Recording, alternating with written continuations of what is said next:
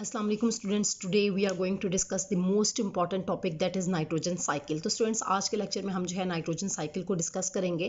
तो हम स्टार्ट लेते हैं। सबसे पहले हम देखेंगे कि नाइट्रोजन जो है वो किस तरह से जितने भी बायोस्फीयर में प्रोसेसेस हो रहे हैं, लाइफ प्रोसेसेस हो रहे हैं, उसको किस तरह से मेंटेन कर रहा है। इसके अलावा जो है नाइट्रोजन जो है उसका प्लांट्स और एनिमल्स में जो है वो क्या रोल है, मतलब वो एज मेजर कॉन्स्टिट्यूएंट जो है प्लांट्स में और एनिमल्स में किस तरह से यूज़ हो रहा है।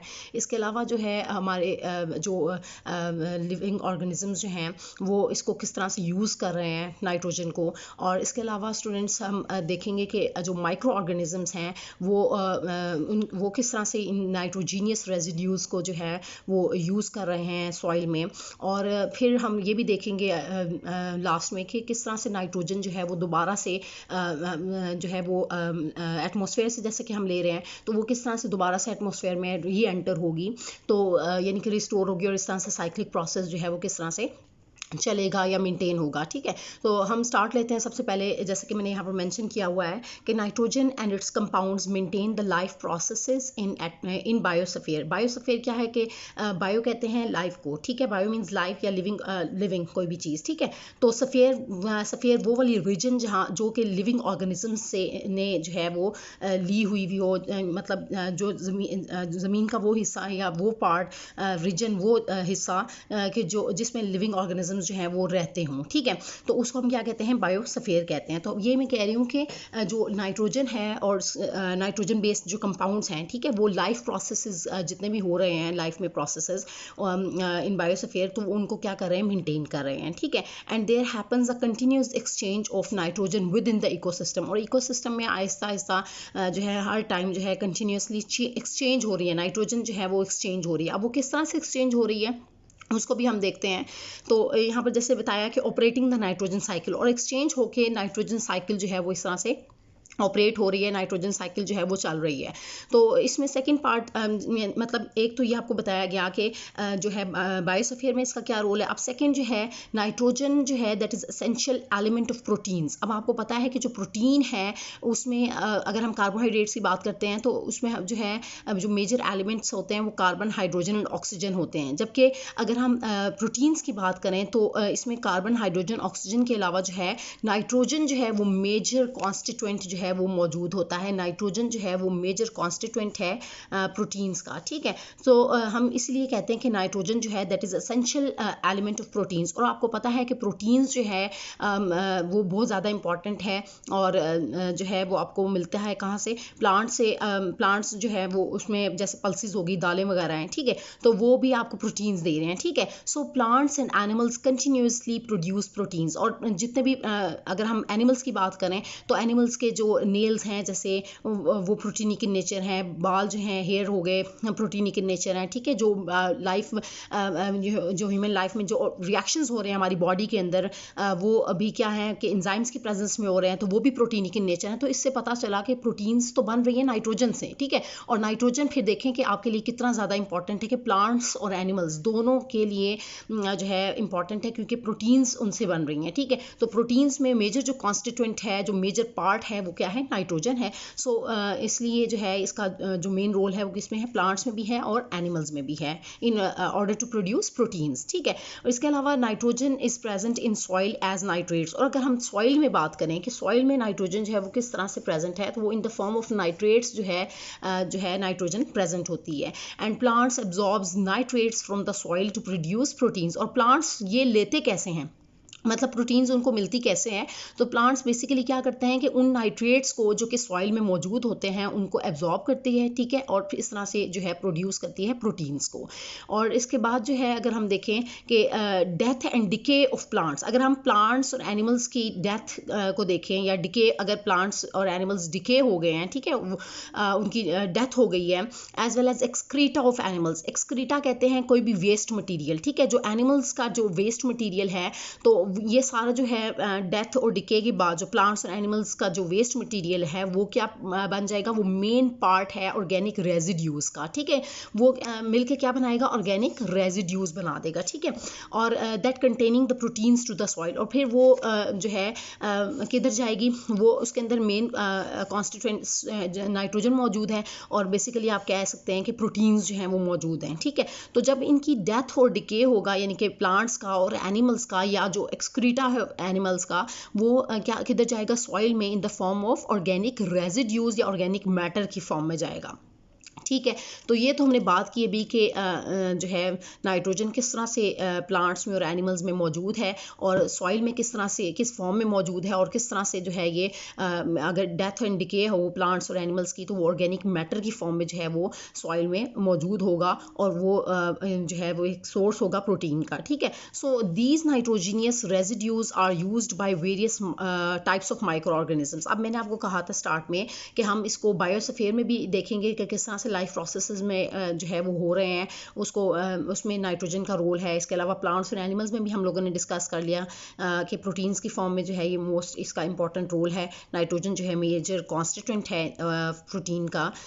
इसलिए इसके बाद जो है मैंने आपसे डिस्कस किया था कि माइक्रो ऑर्गेनिजम्स को भी हम डिस्कस करेंगे कि वो किस तरह से जो है ये नाइट्रोजीनियस रेजिड्यूज को यूज़ करते हैं डिफरेंट टाइप्स को, ठीक है। डिफरेंट टाइप्स जो है नाइट्रोजीनियस रेजिड्यूज की वो माइक्रो ऑर्गेनिजम्स किस तरह से यूज़ कर रहे हैं, तो अब हम उसी पॉइंट की तरफ आ रहे हैं, ठीक है। So these nitrogenous residues are used by various types of micro organisms in the soil. तो ये नाइट्रोजीनियस रेजिड्यूज है, नाइट्रोजीनियस रेजिड्यू क्यों कह रहे हैं, क्योंकि नाइट्रोजन इसके अंदर जो है मौजूद है, ठीक है। जो रेजिड्यू कहते हैं जो बचा मटीरियल होता है, ठीक है। सो नाइट्रोजीनियस रेजिड्यूज जो हैं वो माइक्रो ऑर्गेनिजम सॉइल में यूज़ कर रहे हैं and they use them for their metabolism. और वो किस लिए यूज कर रहे हैं, मेटाबॉलिज्म के लिए। मेटाबॉलिज्म किसे कहते हैं, sum of all the chemical reactions that occur within living organisms, ठीक है। तो माइक्रो ऑर्गेनिजम्स भी क्या है, लिविंग ऑर्गेनिजम्स है ना, ठीक है। सो हम ये किस लिए इसको यूज कर रहे हैं, मेटाबॉलिज्म के लिए यूज कर रहे हैं कि जितने भी उनके अंदर केमिकल रिएक्शंस हो रहे हैं उनकी बॉडी के अंदर, सो उसके लिए उसको क्या करते हैं, ये नाइट्रोजीनियस रेजिड्यूज को यूज करते हैं, ठीक है। And the resulting reactions give a chain of intermediate products, ठीक है। अब इसमें क्या होगा स्टूडेंट्स के आपको जब ये मेटाबॉलिज्म होगा, बहुत सारे केमिकल रिएक्शंस होंगे, तो उसके रिजल्ट में जो रिजल्टिंग रिएक्शंस होंगे, ठीक है, तो उसके रिजल्ट में आपको क्या होगा कि बहुत सारे जो है चेन ऑफ इंटरमीडिएट कंपाउंड्स हैं वो आपको ऑब्टेन होंगे, ठीक है। तो इंटरमीडिएट कंपाउंड्स में अब आप देखेंगे कि अमोनिया है, ठीक है। इसके अलावा नाइट्रेट्स होंगे, नाइट्राइट्स वगैरह जो हैं ये आपको ऑब्टेन होंगे। तो हम इसी की तरफ आते हैं, नेक्स्ट पॉइंट की तरफ। तो जैसे कि ये स्टूडेंट्स इंटरमीडिएट प्रोडक्ट्स हैं, जैसे कि मैंने भी बताया कि अमोनिया हो सकती है, नाइट्राइट्स हो सकती हैं एंड नाइट्रेट्स हो सकते हैं, ठीक है। तो ये जो है आपको ऑब्टेन होंगे। इसके अलावा जो है plants absorb nitrates and re enter the nitrogen cycle. और प्लांट्स वो क्या करते हैं कि मैंने आपको कहा था कि सॉइल से वो क्या लेते हैं, इन द फॉर्म ऑफ नाइट्रेट्स जो है वो अब्जॉर्ब करते हैं, ठीक है। तो plants absorb nitrates and re enter the nitrogen cycle. और इस तरह से नाइट्रोजन साइकिल जो है वो दोबारा से उसमें जो है वो री एंटर हो जाएंगे दोबारा से नाइट्रोजन साइकिल में। So some soil microorganisms break down soil nitrate into nitrogen by denitrification process. अब उसमें क्या होता है कि कुछ माइक्रो ऑर्गेनिजम्स क्या करते हैं कि वो सॉइल से जो सॉइल में मौजूद नाइट्रेट्स होते हैं, ठीक है, उनको क्या कर देते हैं, कन्वर्ट कर देते हैं, ब्रेक डाउन करते हैं। ब्रेक डाउन करने के बाद जो है उसको किसमें कन्वर्ट कर देते हैं, नाइट्रोजन में, ठीक है। और उस प्रोसेस को हम क्या कहते हैं, डीनाइट्रिफिकेशन प्रोसेस। डी कहते हैं, डीई जो वर्ड यूज किया जाता है रिमूवल के लिए यूज किया जाता है, ठीक है।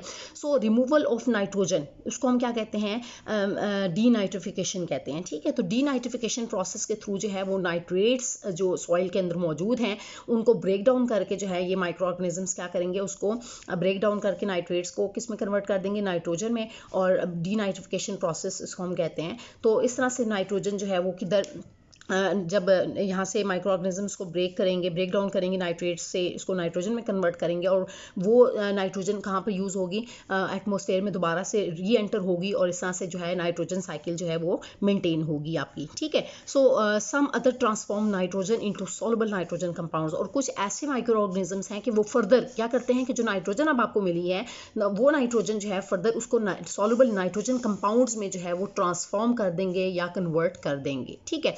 तो ये स्टूडेंट्स हमने जो है डिस्कस किया, हमने मेन पॉइंट्स को, लाइफ प्रोसेसेस में नाइट्रोजन का रोल, इसके अलावा यानी कि बायोस्फीयर में, इसके अलावा प्लांट्स में, एनिमल्स में, और इसके अलावा माइक्रो ऑर्गेनिजम्स में। ठीक है, अब हम इसके जो है कुछ दो तीन जो है मेन पॉइंट्स भी डिस्कस कर लेते हैं। जैसे कि यहाँ पे मैंने मेंशन किया हुआ है कि collectively about 4 to 7 tons of nitrogen is added to the soil. ठीक है, 4 to 7 टन्स यानी कि इतनी नाइट्रोजन जो है वो सॉइल में ऐड होती है। ठीक है, and there is some loss from the soil through the leaching of nitrates into the fresh water sources and the seas. और कुछ जो है वो लॉस भी होता है, ये नहीं कि सारा का सारा जो है वो हम उसको यूज़ कर रहे हैं, कंज्यूम हो रही है, लेकिन कुछ जो है वो पार्ट जो है नाइट्रोजन का वो क्या होता है, लॉस होता है सॉइल से, और लीचिंग के थ्रू, लीचिंग प्रोसेस होता है, लीच आउट हो जाता है। ठीक है, नाइट्रेट्स जो हैं वो जब फ्रेश वाटर में चले जाते हैं, लीच आउट हो जाते हैं। ठीक है, into the fresh water sources and the seas, और कुछ जो है वो सोर्सेज फ्रेश वाटर सोर्सेज में चला जाता है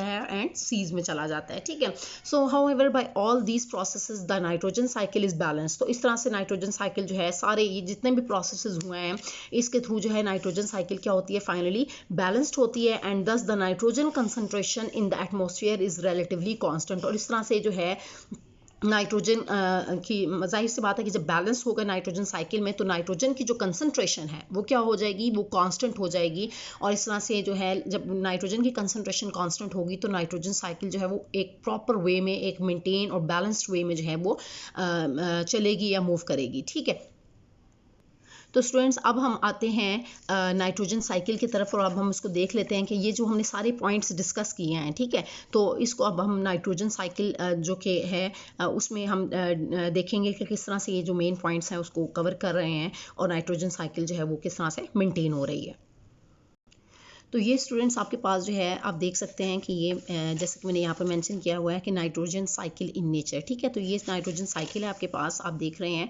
तो आप सबसे पहले स्टूडेंट्स अगर आप इस डायग्राम को देखें तो आपको जो है वो एक लाइन नज़र आ रही है यहाँ पर। ठीक है, तो आप देखें कि इसके ऊपर यहाँ पर मैंने मैंशन किया हुआ है एटमोसफेयर। ठीक है, और यहाँ पर ये लाइन है और जिस पर आप देख रहे हैं अर्थ है। ठीक है, तो ये ऊपर वाला पार्ट स्टूडेंट्स बेसिकली ये जो नाइट्रोजन साइकिल है आप देखें इसमें दो पार्ट्स हैं। ठीक है, एक जो है वो अर्थ से ऊपर वाला पार्ट जिसको हम कह रहे हैं एटमॉस्फेयर, और एक जो है वो अर्थ से नीचे वाला पार्ट है जो कि बेसिकली क्या है, यहाँ पर ये सॉइल है आपकी। ठीक है, और उसमें जो मेन प्रोसेसेस हो रहे हैं उसको हम डिस्कस करेंगे। तो ये दो पार्ट्स हैं, अब इनको हम जो है वन बाय वन डिस्कस करते हैं और हम देखते हैं कि नाइट्रोजन जो है वो किस तरह से साइकिल जो है वो ये नाइट्रोजन साइकिल जो है वो किस तरह से मेंटेन हो रही है, किस तरह से चल रही है। ठीक है, तो ये स्टूडेंट्स आप देख रहे हैं कि एटमॉस्फेयर है आपकी। ठीक है, एटमॉस्फेयर से आपको क्या मिलती है, नाइट्रोजन मिलती है, नाइट्रोजन आपको मिल रही है एटमॉस्फेयर से। ठीक है, इसके बाद जो है अगर आप देखें तो यहाँ पर मैंने मेंशन किया है कि लाइटनिंग एंड रेन। ठीक है, तो जब बिजली जो है वो कड़कती है और बादल वगैरह जब ठीक है बादल बरस रहे होते हैं,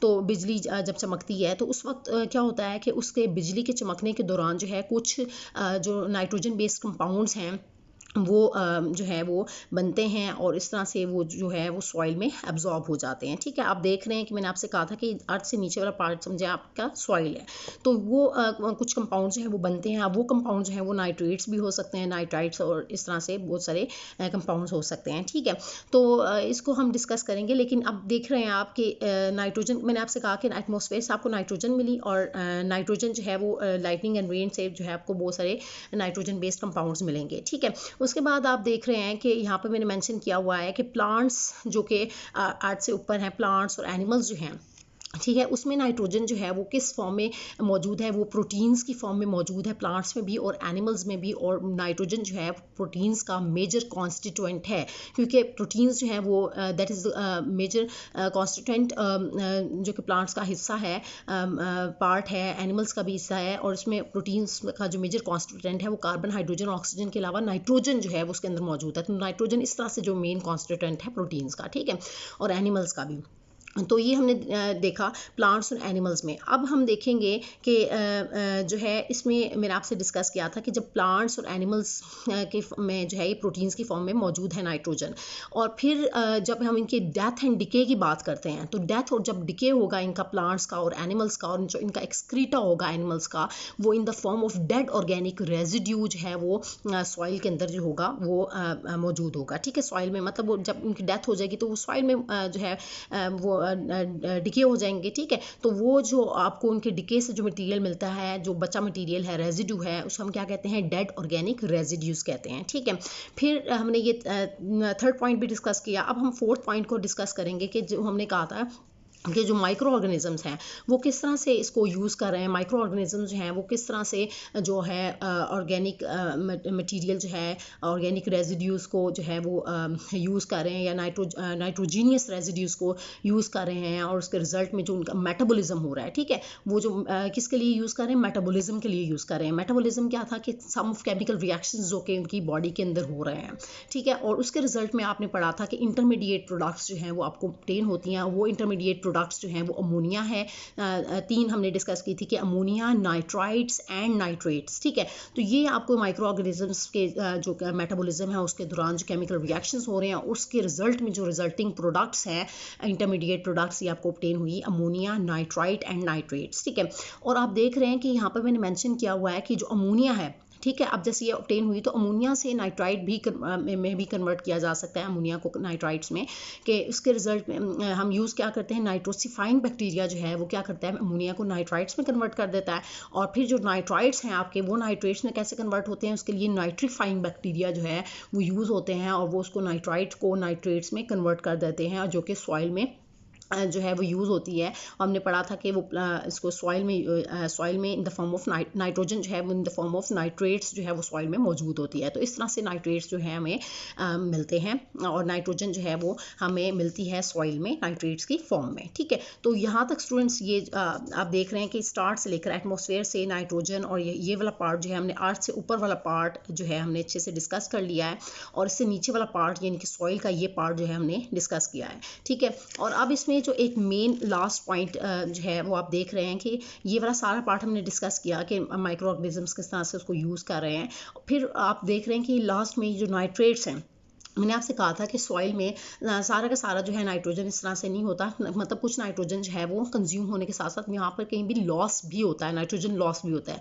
तो वो जो नाइट्रोजन लॉस है हमने डिस्कस किया था कि वो लीच आउट हो जाता है इन द फॉर्म ऑफ लीचिंग हो जाती है उसकी रिवर्स में और सीज में, तो ठीक है। तो यहाँ पर जैसे कि मैंने यहाँ पर मेंशन किया कि नाइट्रेट्स जो हैं वो रन ऑफ हो जाएंगे रिवर्स में और सीज वगैरह में, ठीक है। तो ये इस तरह से जो आपकी नाइट्रोजन साइकिल जो है वो चलती रहेगी। और इसके बाद जो है ये किस तरह से दोबारा से यानी कि एटमॉस्फेयर में री एंटर होगी नाइट्रोजन, तो वो भी आप देख रहे हैं कि यहाँ पर मेंशन किया है मैंने, जैसे कि नाइट्रेट्स जो सॉइल में थे वो क्या करेंगे, डीनाइट्रीफाइंग बैक्टीरिया, नाइट्रीफाइंग बैक्टीरिया क्या करते थे कि नाइट्राइट्स को नाइट्रेट्स में कन्वर्ट करते थे ना, तो अब डीनाइट्रीफाइंग बैक्टीरिया क्या करेंगे, डी कहते हैं रिमूवल ऑफ नाइट्रोजन, ठीक है। तो वो क्या करेंगे, नाइट्रेट से नाइट्रोजन को रिमूव कर देंगे, और वो नाइट्रोजन किधर जाएगी, दोबारा से एटमॉस्फेयर में चली जाएगी, ठीक है। तो ये रोल कौन प्ले करेगा, डीनाइट्रीफाइंग बैक्टीरिया प्ले करेंगे, नाइट्रेट्स को नाइट्रोजन में कन्वर्ट करेंगे, और इस तरह से वो दोबारा से एटमॉस्फेयर का हिस्सा बनेगी, और इस तरह से ये आपकी कंप्लीट जो है नाइट्रोजन साइकिल जो है वो चलेगी, ठीक है।